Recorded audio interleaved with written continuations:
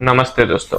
आज हम बात करेंगे साइंस के एक ऐसे टॉपिक के बारे में जो हमारे रोजमर्रा की जिंदगी में हमेशा हेल्प करता है, जिसका नाम है केमिस्ट्री। तुम सोच रहे हो वो ये कैसे हेल्प करता है? तो जानते हैं केमिस्ट्री हमारा क्या है। केमिस्ट्री जो तुम फोन पकड़े हो ना, उसका जो बैटरी चार्ज होता है वो केमिस्ट्री की ही मदद से होता है। तुम जब सुबह चाय पी थी वो कैसे बॉयल करता था? तो वो भी केमिस्ट्री का ही जादू है। तो आज हम एक्सप्लोर करेंगे some basic concept of chemistry. मैं तुम्हें प्रॉमिस करता हूँ ये सेक्शन कभी भी बोरिंग नहीं होंगे। तो चलिए शुरू करते हैं हमारा ये मजेदार सफर को। क्या तुमने कभी सोचा है कि ये दुनिया कैसी बनी है? हर चीज, तुम, मैं, ये टेबल, ये हवा, सब कुछ छोटे छोटे पार्टिकल से बना है, जिनको हम आटम और मॉलिक्यूल कहते हैं। केमिस्ट्री इन्हीं आटम और मॉलिक्यूल की कहानी है। एक फेमस साइंटिस्ट रोवाल्ड होफमैन ने कहा था, chemistry is the science of molecule and their transformation. मतलब ये साइंस बताती है कि कैसे 100 एलिमेंट एक साथ मिलकर लाखों चीजें बना सकती हैं। एक्साइटिंग है ना? लेकिन ये सब शुरू कहाँ से हुआ? चलो पहले केमिस्ट्री का डेवलपमेंट देखते हैं।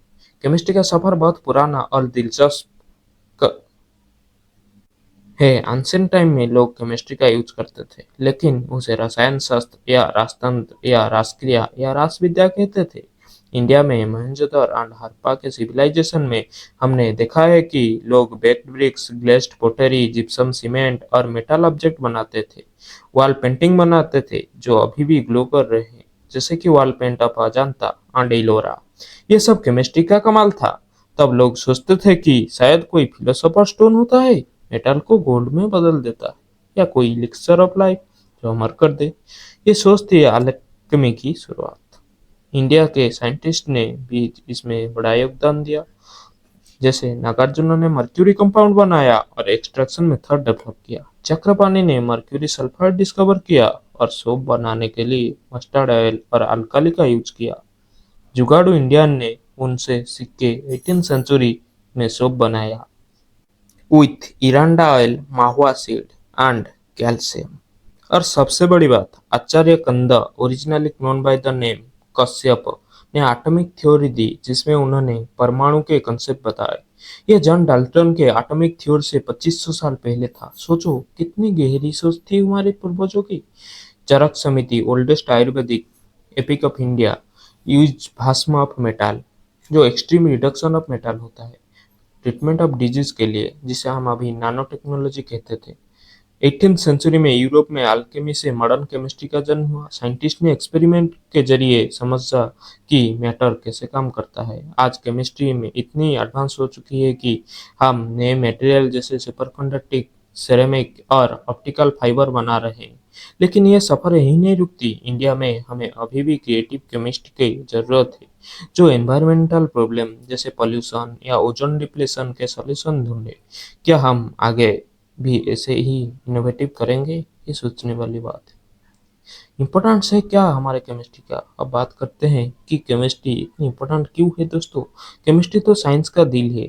ये फिजिक्स, बायोलॉजी और टेक्नोलॉजी के साथ मिलके काम करता है। सोचो जब तुम टीवी पर वेदर देखते हो, वो कैसे बनता है कि बारिश होगी या नहीं?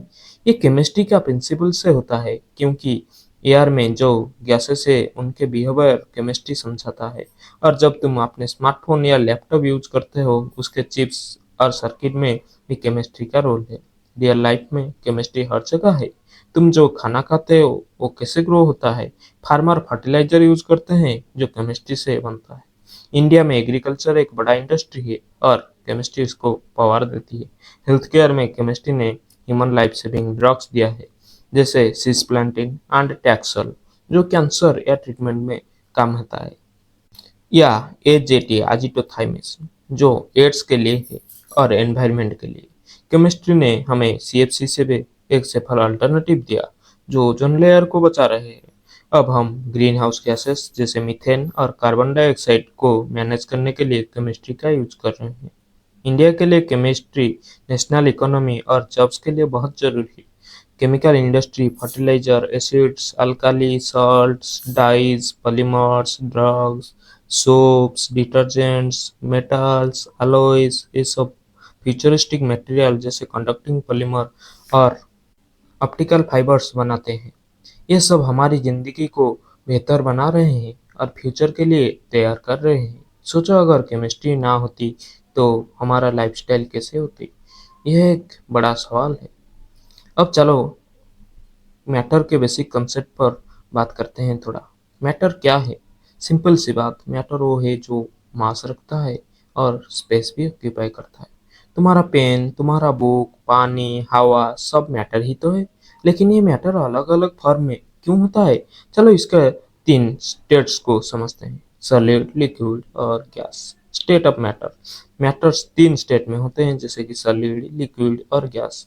हर एक अपना यूनिक प्रॉपर्टी होता है। तो पहले सॉलिड के बारे में जानते हैं। सोचो एक पेंसिल या एक बुक, इनके शेप और साइज फिक्स्ड होता है। क्यों? क्योंकि इनके पार्टिकल एक दूसरे से बहुत पास होते हैं और एक ऑर्डरली अरेंजमेंट में बंधे होते हैं। इसीलिए सॉलिड अपने शेप होल्ड करता है, चाहे तुम उन्हें किसी भी कंटेनर में डालो, जैसे तुम्हारी किताब टेबल पर वैसे ही रहती है ना। लिक्विड। अब पानी के बारे में सोचो। पानी का वॉल्यूम फिक्स्ड होता है लेकिन शेप नहीं। अगर तुम पानी को ग्लास में डालते हो, वो ग्लास का शेप ले लेती है, क्योंकि लिक्विड के पार्टिकल्स क्लोज होते हैं, लेकिन वो थोड़े मूव कर सकते हैं, इसीलिए वो कंटेनर के हिसाब से एडजस्ट हो जाते हैं। तुम्हें कभी ग्लास में पानी डालते हुए देखा है कि कैसे वो परफेक्टली फिट हो जाता है? गैस। और गैस जैसे हवा, ना शेप फिक्स्ड ना वॉल्यूम।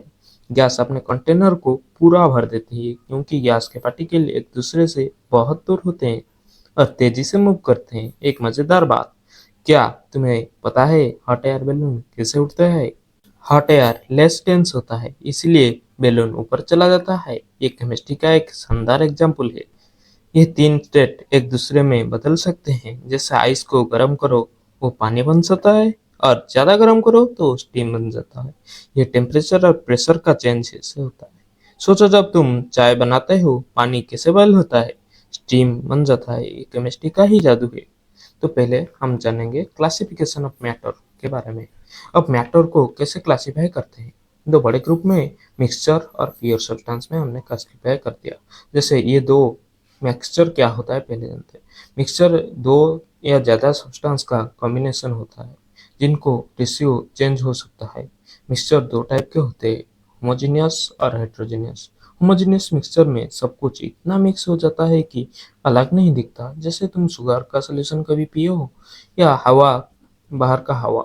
इनमें हर जगह कंटिन्यूटी रहता है पार्टिकल का। हेट्रोजेनियस मिक्सचर में कंपोनेंट अलग दिखता है, जैसे सैंड और पानी का मिक्सचर। तुमने कभी बीच पर सैंड और पानी का मिक्सचर देखा है? वो एक परफेक्ट एग्जाम्पल है। प्योर सब्सटेंस के बारे में उसके बाद बात करते हैं मिक्सचर की।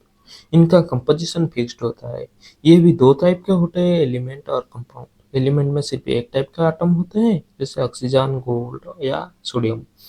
कंपाउंड में 2 या ज्यादा एलिमेंट फिक्स रेशियो में होते हैं, जैसे पानी H2O, H hydrogen and oxygen है, या carbon dioxide CO2, carbon and oxygen. Interesting बात यह है कि कंपाउंड के प्रॉपर्टी उनके एलिमेंट से बिल्कुल अलग होते हैं। जैसे कि हाइड्रोजन और ऑक्सीजन गैस है, लेकिन साथ में पानी लिक्विड है। वो दोनों का प्रॉपर्टी चेंज हो गया। जो आग बुझाते हैं, जबकि हाइड्रोजन गलत जलता है और ऑक्सीजन आग को सपोर्ट करता है। और सोडियम जो एक रिएक्टिव मेटल है, और क्लोरीन जो एक पॉइजनस गैस है, साथ में बनते हैं नमक, जो हम रोटी के साथ खाते हैं। तो दोस्तों, आज हमने देखा कि केमिस्ट्री कितनी अमेजिंग है। ये एक सब्जेक्ट नहीं, हमारी जिंदगी का हिस्सा है। तो आज हमने समझा कि मैटर की प्रॉपर्टी, जो केमिस्ट्री का सबसे पहला और फाउंडेशन था। तो हम आगे ये कंटिन्यू रखेंगे और बहुत गहराई में भी जाएंगे केमिस्ट्री में। अगर आपको ये वीडियो पसंद आया तो वीडियो को लाइक कीजिए और चैनल को सब्सक्राइब कीजिए, जिससे कि आप अगले आने वाले वीडियो को मिस न कर पाए। Thank you.